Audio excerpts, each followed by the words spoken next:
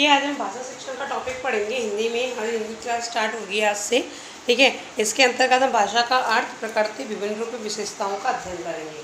तो इसमें देखिए भाषा का सर्वप्रथम पढ़ेंगे हम भाषा का अर्थ, उसकी प्रकृति, विशेषताएं व विभिन्न रूप। और ये हमने सब संस्कृत में भी पढ़ लिया है, ठीक है। संस्कृत में ये फर्स्ट ग्रुप में सभी फर्स्ट पीरियड में सब आ चुके हैं, बट हम फिर से इनको एक प्रकार से रिपीटिशन समझ के पढ़ सकते हैं। तो विभिन्न रूप भी हम इनके पढ़ेंगे। तो ये टॉपिक्स हम भाषा शिक्षण के अंतर्गत पढ़ेंगे। तो भाषा का अर्थ सबसे पहले हम सभी जानते हैं। भाषा किसे कहते हैं? तो व्यक्ताम वाची वर्णा येषाम तय इमे व्यक्तवाच्य है। तो क्या कहा है? व्यक्ताम वाची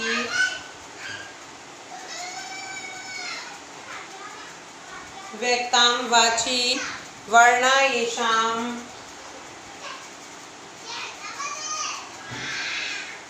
व्यक्ताम वाची वर्णा येषाम त इमे व्यक्तवाच्य है।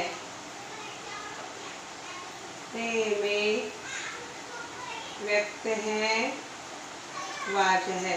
संस्कृत में इसी बात को हमने रिपीट किया था, कहा था कि जो वर्णों के द्वारा किसी भी बात को व्यक्त किया जाए, प्रकट किया जाए, वही क्या हो जाएगी? होगी भाषा होगी।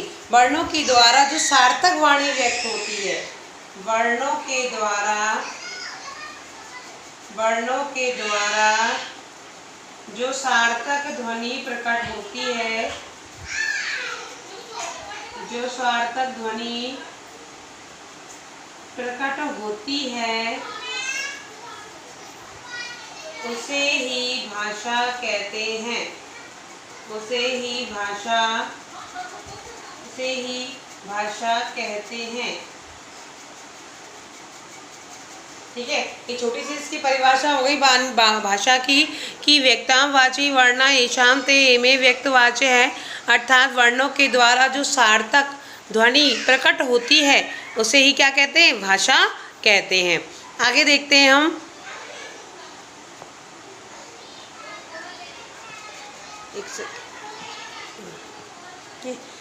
उसे ही भाषा कहते हैं। भाषा से अभिप्राय मानव जाति से है, ठीक है। तो सबसे पहले सभी जानते हैं भाषा का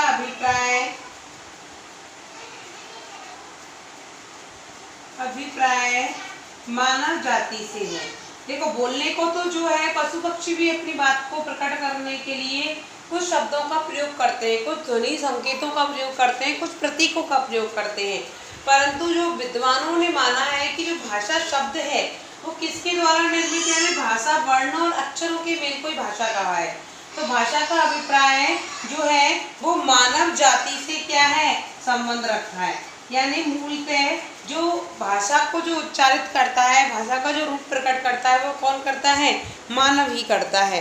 तो एक प्रकार से कह सकते हैं कि भाषा जो है वो मानवीय, भाषा मानवीय अर्जित संस्कार है, अर्जित संस्कार है। भाषा कैसा रूप है, कैसा संस्कार है? अर्जित संस्कार है। यानी इसे क्या किया जाता है? अर्जित किया जाता है माता पिता के द्वारा, समाज के द्वारा। इस संस्कार को हम ग्रहण करते हैं और क्या सीखते हैं? भाषा बोलना सीखते हैं, ठीक है। भाषा को व्यक्ति प्राप्त नहीं करता बल्कि सीखता है, ठीक है। भाषा वह है जो बोली जाती है विशेष समुदाय में। भाषा वह है जो विशेष समुदाय में बोली जाती है। भाषा वह है जो क्या बोली जाती है? विशेष समुदाय में बोली जाती है।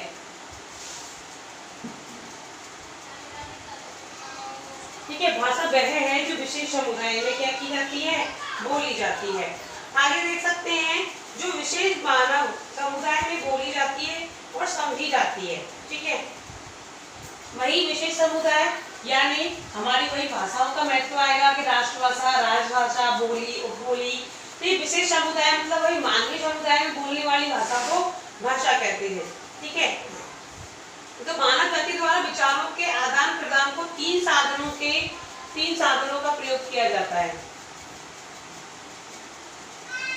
यानी तीन साधनों के द्वारा भाषा को समझा जाता है। कैसे? देखो, मानव जाति के द्वारा विचारों के आदान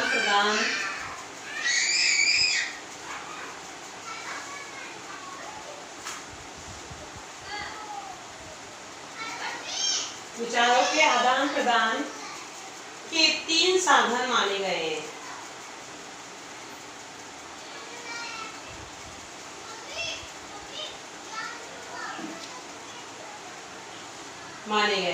पहला साधन कौन सा है? स्पर्श संकेत या स्पर्श साधन। सभी जानते हैं कि स्पर्श के द्वारा बातों को क्या किया जाता है? प्रकट किया जाता है। हम स्पर्श से अपनी बात को क्या करते हैं? प्रकट कर सकते हैं। दूसरा है दृष्टि संकेत और तीसरा है श्रव्य संकेत, यानी सुनकर के बात को स्पष्ट करना।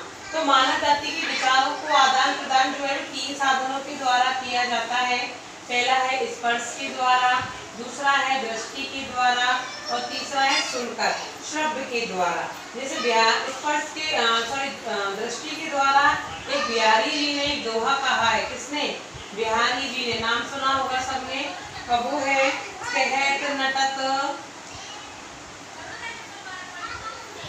रीझत, कहत नटत रीझत खिजत, यानी अपनी बात को आंखों से दृष्टि के माध्यम से समझाने का प्रयत्न करना। हम दिन जानते हैं कई बार हमें दूर से बात करनी होती है तो हम अपने आंखों के द्वारा क्या करते हैं? उसको समझाने का प्रयत्न करते हैं। कई बार स्पर्श के द्वारा उसे समझाने का प्रकट करते हैं। तो वही क्या कह रही है? भाषा स्पर्श के द्वारा समझना, दृष्टि के द्वारा समझना और शब्द के द्वारा समझना। तो सुनकर सामने वाला कहेगा और हम इसे सुनेंगे। तो देखिए बिहारी जी ने दुआ कहा है। यहाँ पर एक प्रेमी प्रेमिका है जो कहाँ बैठे हुए? सभा भवन में बैठे हुए हैं। वहाँ पर आपस में बात नहीं कर सकते, ठीक है, लेकिन वो नजरों से ही क्या करना चाह रहे हैं? बातें करना चाह रहे हैं। तो क्या बातें हो रही हैं उनके मध्य? तो वो कुछ कह रहे हैं। नटत यानी मना कर रहे हैं, रीझ रहे हैं, एक दूसरे पर आकर्षित हो रहे हैं और अपनी बातों को खींच रहे हैं। ठीक है, और नैनों से ही उनका क्या हो रहा है? मिल रहे हैं। और खिलत यानी हंस रहे हैं, खिलखिला करके क्या कर रहे हैं? हंस रहे हैं। ठीक है, और लज्जियात यानी लज्जा से लज्जित हो रहे हैं, बार बार शर्मा रहे हैं। ठीक है, भरे मौन में करत है नैन नीसो बात। भरे भवन का मतलब है भवन में करत है नैनन नीसो बात। सभी जानते हैं इन चीज़ों को। ठीक है, ज़्यादा एक्सप्लेन करने की आवश्यकता नहीं है कि भाई दृष्टि से किस प्रकार बर्ताव किया जाता है। सभी जानते हैं, सभी करते हैं। ठीक है, आगे चलते हैं। हमारे एक भोलेनाथ तिवारी हिंदी में, ठीक है, भोलेनाथ तिवारी जिन्होंने हिंदी की कहेंगे भाषा की परिभाषा स्पष्ट की है। इन्होंने क्या कहा है? भाषा उसे कहते हैं जो बोली और सुनी जाती है। भोलेनाथ तिवारी ने क्या कहा है? भाषा उसे कहते हैं जो बोली और सुनी जाती है। किसे कहते हैं? भाषा जो बोली और सुनी जाती है। ठीक है, उन्होंने इनको खंडित कर दिया कि स्पर्श से, दृष्टि से, शब्द से किसी भाषा का कोई महत्व नहीं है, बल्कि भाषा उसे कहेंगे जो बोली जाएगी और बोलने वाले से हमें आगे अग्रसर करने के लिए क्या करेंगे? उसे सुना जाएगा। ठीक है, उसे ही, और बोलना भी पशु पक्षियों का नहीं, गूंगे मनुष्यों का नहीं। उन्होंने कहा है और बोलना पशु पक्षियों का नहीं। भाई बोलते तो पशु पक्षी भी हैं, लेकिन उनके बोलने को भाषा नहीं कहा गया है। गूंगे व्यक्तियों की भाषा को भी इन्होंने भाषा नहीं कहा है। गूंगे व्यक्तियों नहीं, केवल क्या, बोल सकने वाले मनुष्यों का है, बोल सकने वाले मनुष्यों का है, मनुष्यों की है।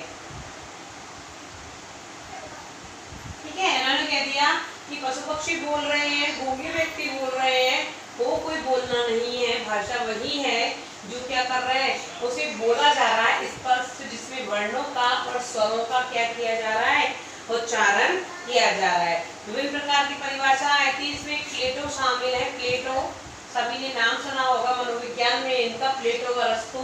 तो इन्होंने क्या कहा है कि विचार आत्मा की मूक बातचीत है, विचार आत्मा की, आपको एक्सप्लेन करने के लिए इन परिभाषाओं को याद रखना बहुत जरूरी है। ठीक है, तो आप इन परिभाषाओं को याद करेंगे। ठीक है, मैं आपको बहुत सरल सरल से लिखवा रही हूँ छाट छाट के। तो विचार आत्मा की मूक बातचीत है, पर वह जब ध्वन्यात्मक होकर, पर वह जब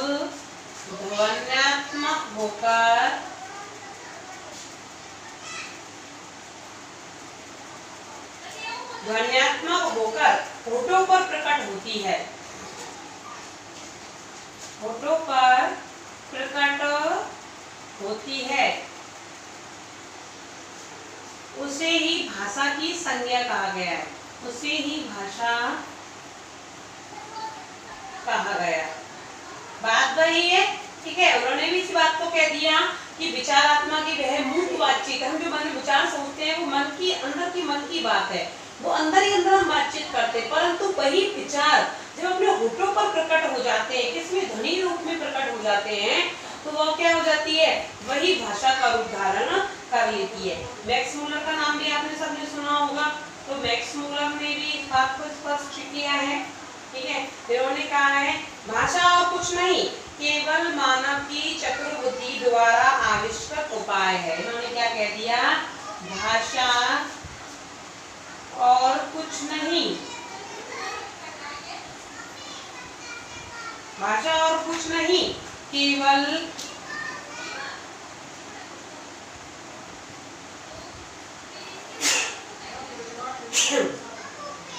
मानव की चतुर बुद्धि, केवल मानव की चतुर बुद्धि द्वारा आविष्कृत उपाय है।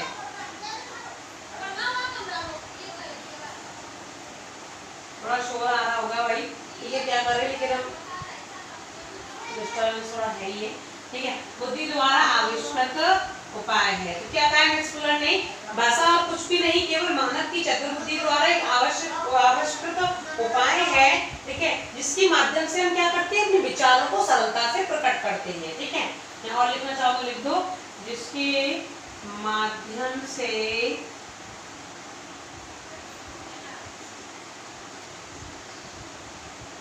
अपने विचारों को सरलता से प्रकट किया जा सके। ठीक है, तो पहले स्टार्टिंग से दोबारा मैं आपको रिपीट कर देती हूँ, क्योंकि इस टाइम लाइट नहीं आ रही थी, थोड़ा अंधेरा आपको लग रहा होगा। फिर से हम एक बार रिपीट कर लेते हैं। भाषा का अर्थ, प्रकृति, विशेषताएं, विभिन्न रूप, हम ये चैप्टर पढ़ेंगे। ठीक है, तो देखिए, व्यक्तांवाची वर्णा येषां ते में, ये में व्यक्तवाच्य है, वर्णों के द्वारा। संस्कृत में इस बात को कहा गया है कि वर्णों के द्वारा जो सार्थक ध्वनि प्रकट होती है उसे ही क्या कहा है, भाषा कहा गया है। भाषा का अभिप्राय जो है वो मानव जाति से है। पशु पक्षी इनके बोलने को विद्वानों ने भाषा नहीं माना है, क्योंकि भाषा जो है वर्ण और अक्षर के मेल को ही भाषा कहा है।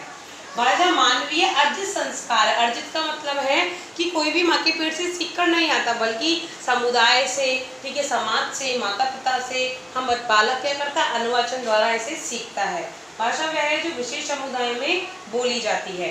ठीक है, मानव जाति के द्वारा विचारों के आदान प्रदान के 3 साधन माने गए हैं, और वो 3 साधन है, स्पर्श संकेत, दृष्टि संकेत और शब्द संकेत। स्पर्श के द्वारा समझाना, जैसे हम सर्दी गर्मी लग रही है या कोई भी बात हम स्पर्श कर रहे हैं तो उसके हाथ के द्वारा उसे हिला करके भाई मेरी तरफ देख, इस प्रकार स्पर्श संकेत। दृष्टि संकेत में बिहारी जी ने स्पष्ट कर ही दिया कि आंखों से ही कहना, नटत रीझना, खींचना, मिलना, खिलना, लज्जाना, यानी एक नायक नायिका है जो भरे हुए भवन में क्या कर रहे हैं, नैनों से ही बात कर रहे हैं, तो वहाँ दृष्टि संकेत स्पष्ट होता है। तीसरा है शब्द संकेत। शब्द संकेत का मतलब है कि हम बोल रहे हैं और आप सुन रहे हो, तो वही शब्द संकेत हो गया। इसमें भोलेनाथ तिवारी हुए हैं जिन्होंने स्पष्ट किया है कि भाषा उसे कहते हैं जो बोली और सुनी जाती है, तो इसलिए उन्होंने पशु पक्षी और गूंगी व्यक्तियों की भाषा को भाषा ही नहीं माना है। प्लेटो ने कह दिया कि विचार आत्मा की मुख बातचीत है, और पर जब वह ध्वन्यात्मक होकर के होठों पर प्रकट होती है तो उसे क्या कहा गया है, भाषा कहा गया है। और मैक्स मुलर ने कह दिया कि भाषा कुछ भी नहीं बल्कि चतुर बुद्धि का आविष्कृत उपाय है। तो आप देखिए छोटे छोटे ट्रिक्स ले सकते हैं यहाँ से। भोलेनाथ तिवारी के द्वारा ये पशु पक्षियों की भाषा और गूंगे व्यक्तियों की कोई भाषा नहीं मानी है, तो आप इतना सा भी अगर याद करते हो तो आपको एक पूरी की पूरी परिभाषा कंप्लीट याद हो जाएगी। प्लेटो ने कह दिया कि भाई ध्वन्यात्मक होकर होठों पर प्रकट होती है। मैक्स मुलर ने चतुर बुद्धि आविष्कृत एक शब्द का प्रयोग किया है। इस प्रकार आप क्या कर सकते हो, इनको परिभाषाओं को याद कर सकते हो जो आपको आसान पड़ेंगी। ठीक है, इसके बाद आपका सीधा सीधा आता है एक प्रकृति। ठीक है, इसके बाद आप और भी आप परिभाषा चाहो तो बहुत सारी याद कर सकते हो, बट इसके बाद आपकी आती है प्रकृति। आज हमने पढ़ लिया है, वह प्रकृति पढ़ेंगे। बारिश की वजह से थोड़ी लाइट डिस्टर्ब कर रही है, यहाँ पर अंधेरा भी दिख रहा है, थोड़ा प्रयास करना साथ में चलने का। ठीक है, सभी नोट्स बनाते चलिए, वीडियो डालने का मतलब यही है नोट्स, आप नोट्स बनाइए। ठीक है, संस्कृत कंप्लीट हो गया है। संस्कृत में किसी को कुछ भी पूछना है तो आप मुझे ग्रुप में मैसेज करें, कुछ भी क्वेश्चन पूछना हो तो पूछ सकते हो। साथ में चलिए, लंबा नहीं होगा कुछ भी। आगे देखिए प्रकृति, भाषा की हम क्या पढ़ेंगे, प्रकृति। तो प्रकृति हम सब जानते हैं, पहला इसकी भाषा एक सामाजिक वस्तु है,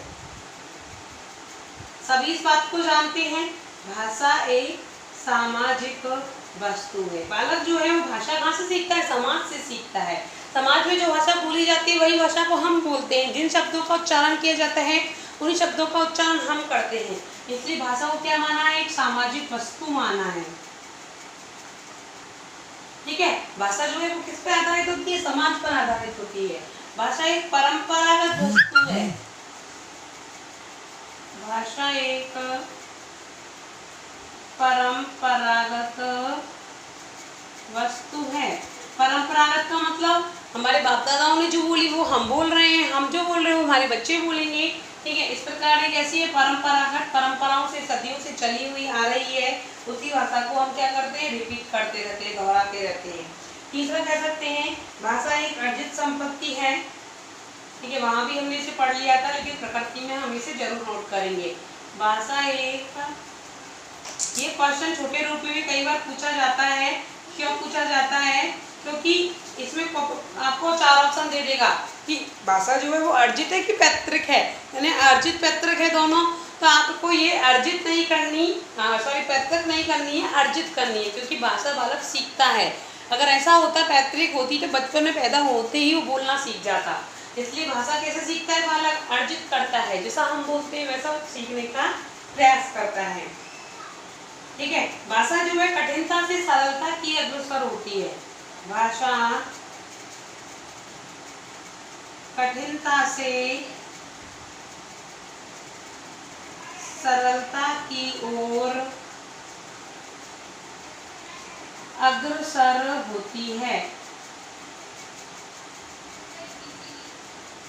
अभी जानते हैं स्टार्टिंग में कोई भी बालक हो, हम हो, किसी भी टॉपिक को पढ़ रहे हैं, किसी भी चीज़ को पढ़ रहे हैं, बालक को हम खे ये सिखाते हैं, ए अनार वाला सिखाते हैं, तो उसे बड़ी कठिन लगती है, परंतु आज वही चीज़ धीरे धीरे प्रयास से कैसी हो जाती है, सरल हो जाती है। तो कोई भी चीज़ हो, चाहे वो भाषा हो या कोई वस्तु, वो कठिनता से कहाँ की अग्रसर होती है, सरलता की ओर अग्रसर होती है। आगे देख सकते हैं भाषा जो है वो एकल व्यवस्था है, या एकलता इसका एक वो है, और एकलता का मतलब है निजी व्यवस्था। भाषा कैसी है, निजी व्यवस्था, हम अपने अनुसार अपनी भाषा का प्रयोग करते हैं। ठीक है, कभी कुछ इंग्लिश शब्द बोल जाते हैं कभी हिंदी शब्द बोल जाते हैं। हमारे समाज में, हमारे समुदाय में, हमारी सोसाइटी में जिस प्रकार के शब्द बोले जाते हैं हम उन्हीं का प्रयोग करते हैं। इसलिए भाषा कैसी है? निजी व्यवस्था, एकलता है। आगे देख सकते हैं हम कि छठवीं, भाषा में सीमाबद्धता होती है। भाषा में सीमाबद्धता होती है। तो सीमाबद्धता का मतलब है कि एक एरिया को छोड़कर, एक क्षेत्र को छोड़कर भाषा अपना रूप चेंज कर लेती है। कहते हैं ना कि 4 कोस पर बदले वाणी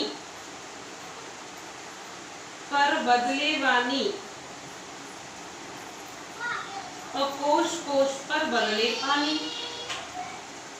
कोश कोश पर बदले पानी, ठीक है। यार वाणी का, यहाँ वाणी में सीमाबद्धता होती है, जो एक 4 कोश बदलते ही उसमें कुछ शब्दों में परिवर्तन आ जाता है, उसके प्रभाव में परिवर्तन आ जाता है। आपको प्रकृति याद रखनी है। एक्सप्लेन आप अच्छे से कर ही सकते हो। हिंदी में तो आपको कतई परेशानी नहीं होनी चाहिए, और संस्कृत में भी किसी को कोई परेशानी होने वाली बात है नहीं है, ठीक है। किसी को समझ में नहीं आए तो पूछ सकते हो, ठीक है। तो देखिए भाषा दोबारा देख लेते हो। भाषा एक सामाजिक वस्तु है, ठीक है। दूसरा परंपरागत वस्तु है। तीसरा हुआ एक अर्जित संपत्ति है। चौथा है कठिनता से सरलता की ओर अग्रसर होती है। एकलता का मतलब है निजी व्यवस्था है। हम अपने अनुसार भाषा में कुछ शब्दों को डाल सकते हैं, अपने अनुसार भाषा का रूप परिवर्तित कर सकते हैं। भाषा में सीमाबद्धता होती है। सीमाबद्धता का मतलब है कि कुछ क्षेत्र को छोड़कर के भाषा अपना रूप परिवर्तित कर लेती है, ठीक है। अगला कह सकते हैं भाषा संस्कृति और सभ्यता से जुड़ी हुई होती है। भाषा संस्कृति और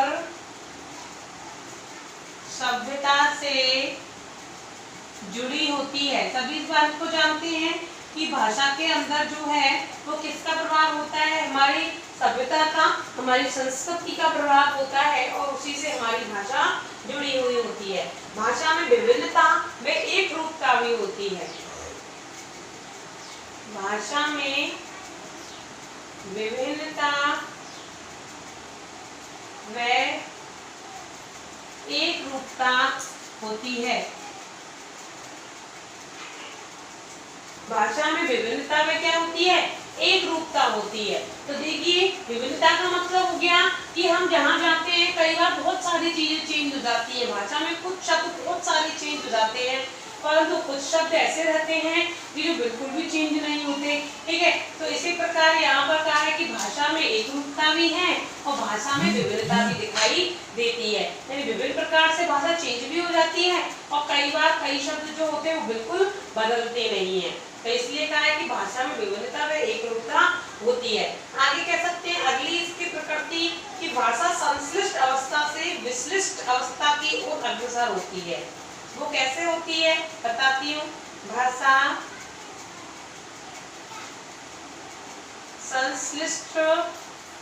संश्लिष्टावस्था से, ठीक है, विशिष्ट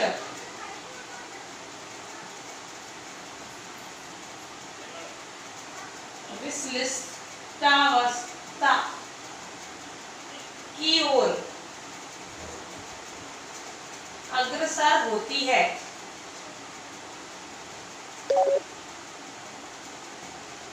ठीक है, संश्लिष्ट अवस्था से विशिष्ट अवस्था की ओर अग्रसर होगी। यानी यहाँ पर किसी भी भाषा को अगर खोला जाए, खोल करके उसे संश्लिष्ट किया जाएगा। संश्लिष्ट का मतलब कि उसे एक प्रकार से उदाहरण के रूप में उसे प्रस्तुत किया जाएगा और फिर वहां पर उसका क्या किया जाएगा? विश्लेषण किया जाएगा। ठीक है, वही हो गया यहाँ कठिनता से सरलता की ओर। यानी संश्लिष्ट अवस्था का मतलब है यहाँ पर किसी भी कठिन भाषा को खोल करके बालकों के सामने प्रस्तुत करना, फिर उसको सरलता की ओर आगे बढ़ाना, यानी फिर उसका विशिष्ट महत्व, पहले बच्चों को सरल सिखाना, फिर उसका विशेष महत्व सिखलाना, ये क्या हो गया? भाषा की संश्लिष्ट अवस्था से विशिष्ट अवस्था की ओर अग्रसर होना। तो इस प्रकार से आपकी ये प्रकृति थी, किसकी? भाषा की प्रकृति थी। हमने भाषा का अर्थ और प्रकृति पढ़ ली है। इसके बाद हमारा अगला टॉपिक आता है भाषा की विशेषताएं। बिल्कुल भी कोई कठिन टॉपिक नहीं है, आप इसको अच्छे से एक्सप्लेन कर सकते हो, कोई दिक्कत वाली बात नहीं है। तो भाषा की विशेषता, भाषा सृजनात्मक होती है। ठीक है, भाषा कैसी होती है? सृजनात्मक। सृजनात्मक का मतलब होता है कि भाषा जो है, ठीक है, परंपरागत भी होती है, सृजनात्मक भी होती है। सृजनात्मक का मतलब है कि हम अपने अनुसार अपनी भाषा का निर्माण कर सकते हैं, अपने शब्दों का निर्माण कर सकते हैं। तो भाषा कैसी हो गई? सृजनात्मक हो गई। भाषा प्रतीकों की एक प्रणाली है। भाषा प्रतीकों की एक प्रणाली है। भाषा प्रतीकों की एक प्रणाली है। आगे रह सकते हैं हम, भाषा नए प्रतीक और संकेत बनाने की योग्यता है। भाषा नए प्रतीक और संकेत बनाने की योग्यता है। ठीक है, ये विशेषताएं चल रही है कि भाषा क्या क्या कर सकती है। तो भाषा सृजनात्मक होती है, भाषा का अपने अनुसार निर्माण कर सकते हैं। भाषा प्रतीकों की एक प्रणाली है। ठीक है, प्रतीक चिन्ह दोहराए जाते हैं इधर उधर, हम अपने अनुसार इस चीज को हम बोर्ड कहते हैं, इसको मार्कर कहते हैं। इस प्रकार हमने प्रतीक बना लिए हैं। भाषा और भी हम नए प्रतीकों को शामिल कर सकते हैं, नए संकेतों को बनाने की क्या है? योग्यता है। भाषा समय के अनुसार बदलती है। सब इस बात को जानते हैं, भाषा जो है वो समय अनुसार क्या करती रहती है? बदलती रहती है, समय अनुसार बदलती है। ठीक है, आगे कह सकते हैं भाषा सीखी जाती है।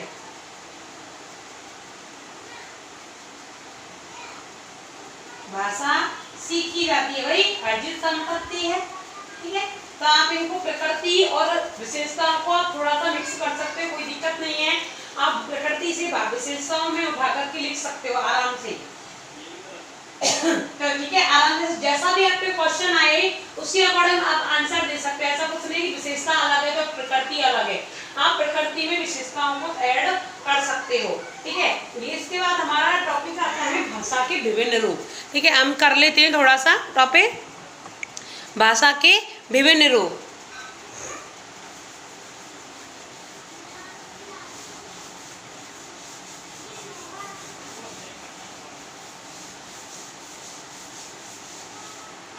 और देखिए भाषा के विभिन्न रूप।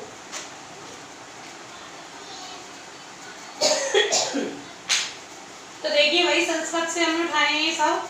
तो भाषा का वही लिखित है एक रूप, तो और दूसरा रूप माना गया है मौखिक, यानी जहां अपने विचारों को लिख करके प्रकट किया जा रहा है, विचारों को लिखकर प्रकट किया जा रहा है, और यहाँ पर विचारों को बोलकर प्रकट किया जा रहा है। ठीक है, तो वही क्या किया जाएगा? मौखिक कहलाएगा। भाषा के दो रूप माने गए हैं, लिखित और मौखिक। विचारों को बोलकर और लिखकर जहाँ प्रकट किया जाता है, लिखकर लिखित और बोलकर मौखिक। ठीक है, मूलतः जो इनके रूप किए गए हैं भेद, वो है एक मूल भाषा, ये भी हमने वहाँ पढ़ लिए थे। ठीक है, मूल भाषा का मतलब है कि भाषाओं की जननी। ठीक है, भाषा की जननी।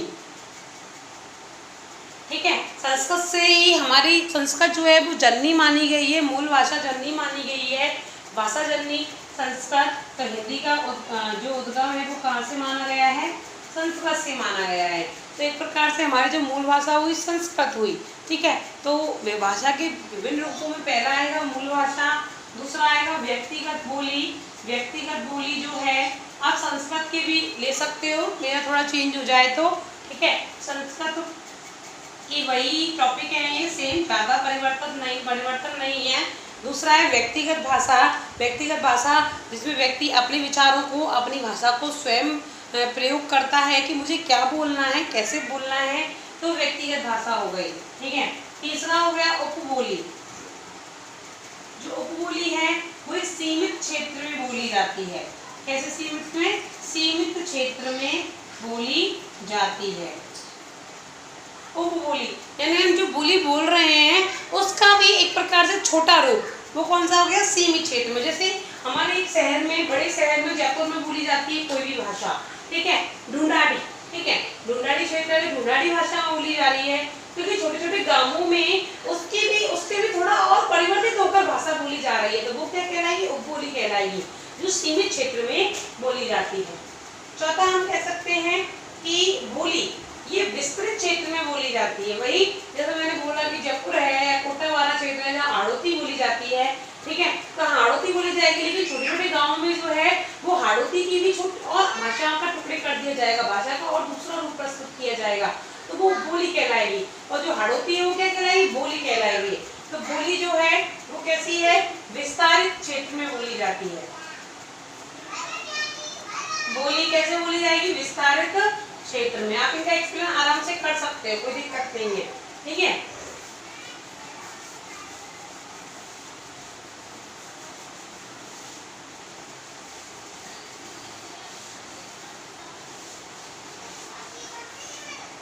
आगे देखिए, आगे मातृभाषा, सभी इस बात को जानते हैं, माता के द्वारा या समुदाय के द्वारा जो भाषा सीखी जाती है वो मातृभाषा है।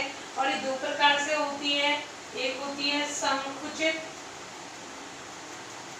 और दूसरी हो गई विस्तृत, ठीक है। और संकुचित और विस्तृत का मतलब है, संकुचित मतलब छोटे क्षेत्र में, हमारे परिवार में जो जैसी भाषा बोली जाएगी हम वैसा बोलेंगे, और मातृभाषा विस्तृत रूप में, यानी हम जिस क्षेत्र में रहते हैं उस क्षेत्र में जो भाषा बोली जाती है उसको भी मातृभाषा कहा है। इसलिए दो प्रकार से बोली जाएगी मातृभाषा, एक संकुचित रूप में और एक विस्तृत रूप में, ठीक है। माता के द्वारा, माता पिता के द्वारा, घर के बड़ों के द्वारा सीखी हुई भाषा मातृभाषा। इसके बाद आती है आपकी मानक भाषा, ठीक है, मानक भाषा। और मानक भाषा किसे कहेंगे, आप सीधा सीधा इसका अर्थ समझ लीजिए, मानक भाषा वह है जिसमें गद्य पद्यों की रचना स्टार्ट हो गई हो, प्रारंभ हो गया हो, यानी कह सकते हैं सामाजिक, शैक्षणिक, धार्मिक तथा राजनीतिक कारणों से उन्नति प्राप्त जो भाषा कर लेती है, क्या कहा है, राजनैतिक, ठीक है, शैक्षणिक, धार्मिक, ठीक है, कारणों से जो उन्नति प्राप्त कर लेती है। जैसे हम कहते हैं कि हमारी राजस्थानी भाषा को महत्व मिलना चाहिए, तो एक प्रकार की मानक भाषा हो गई। जैसे हमारे राजस्थान में मारवाड़ी भाषा जो है वो मानक भाषा मानी गई है, ठीक है, मेवाड़ी, मारवाड़ी, मेवाड़ी खासकर भाषा, तो राजनीतिक, शैक्षणिक, धार्मिक कारणों से जो उन्नति को प्राप्त कर लेती है, ठीक है, वह मानक भाषा कहलाती है, वह मानक भाषा कहलाती है, ठीक है। और दूसरा कह सकते हैं जिसमें गद्य पद्य का निर्माण हो जाए, किताब ही लिखने लग जाए, ठीक है, गद्य पद्य निर्मित हो रहे हैं, तो वो कौन सी भाषा कहलाएगी, मानक भाषा कहलाएगी। गद्य पद्य का निर्माण होने लग जाए तो वो कौन सी भाषा कहलाएगी, मानक भाषा कहलाएगी। अगली आती है आपकी संपर्क भाषा, ठीक है। तो संपर्क भाषा जो है आप सभी जानते हैं कि हम कैसे क्षेत्र में रहते हैं, हिंदी भाषी क्षेत्र में, तो हम विदेशों से संपर्क होता है, दूसरे राज्यों से संपर्क होता है, हम अलग बोली बोलते हैं, जिस भाषा का हम क्या करते हैं, संपर्क साधने में प्रयोग करते हैं, उसे हम संपर्क भाषा कहते हैं। तो संपर्क भाषा कोई विशेष नहीं हो सकती, बस कह सकते हैं कि भाई अंग्रेजी है, इसे सब समझते हैं, या हिंदी है, इसे सब समझते हैं। तो अंग्रेजी, हिंदी आपकी कौन सी भाषा हो गई, संपर्क भाषा हो गई, जिसमें हम दूसरे राज्यों से, दूसरे देशों से हम इस भाषा को क्या कर सकते हैं, संपर्क कर सकते हैं। राष्ट्रभाषा, ठीक है, पूरे राष्ट्र में प्रचलित भाषा हिंदी हमारी राष्ट्रभाषा मानी गई है। अगला हम कह सकते हैं राजभाषा, जिससे हमारे राज्य कार्य संपादित किए जाते हैं राज्यों के, जैसे वर्तमान में जो चल रही है वो राजभाषा अंग्रेजी है, जैसे अदालतों में कह सकते हैं हम, ठीक है, और हॉस्पिटल है, बहुत सारी जगह हैं ऐसी जहाँ आज भी सारे कार्य जो राज कार्य है वो किसमें होते हैं, अंग्रेजी में होते हैं। 10वां वही माध्यम भाषा, और भाषा के रूप दे दिए हैं, बाकी बातें एक ही है। माध्यम भाषा, ठीक है। संपर्क भाषा का मतलब वही माध्यम भाषा हो गई। हम संचार माध्यमों के द्वारा जिस संचार माध्यम, ठीक है, संचार माध्यम, तो संचार माध्यमों के समय हम जिस भाषा का प्रयोग करते हैं वही कौन सी भाषा कहलाएगी? माध्यम भाषा कहलाएगी। अगला कह सकते हैं इसमें अंतरराष्ट्रीय भाषा।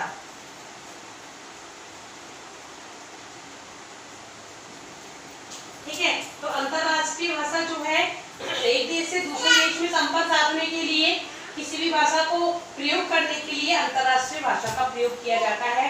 तो ये आपकी विभिन्न रूप हुए। ठीक है, आप संस्कृत वाले जो मैंने आपको लिखा है आप उनको भी ले सकते हो। तो वैसे तो दो रूप है, लिखित और मौखिक, लेकिन मूल भाषा, व्यक्तिगत भाषा, उपबोली, बोली, मातृभाषा, मानक भाषा, संपर्क भाषा, राष्ट्रभाषा, राजभाषा, माध्यम भाषा, अंतरराष्ट्रीय भाषा, इस प्रकार आपके कई प्रकार की भाषा हुई। मूल जो रूप हैं इसके, ठीक है, इनको हम देख सकते हैं। तो इस प्रकार इसके बाद हम कल पढ़ेंगे लिपियां।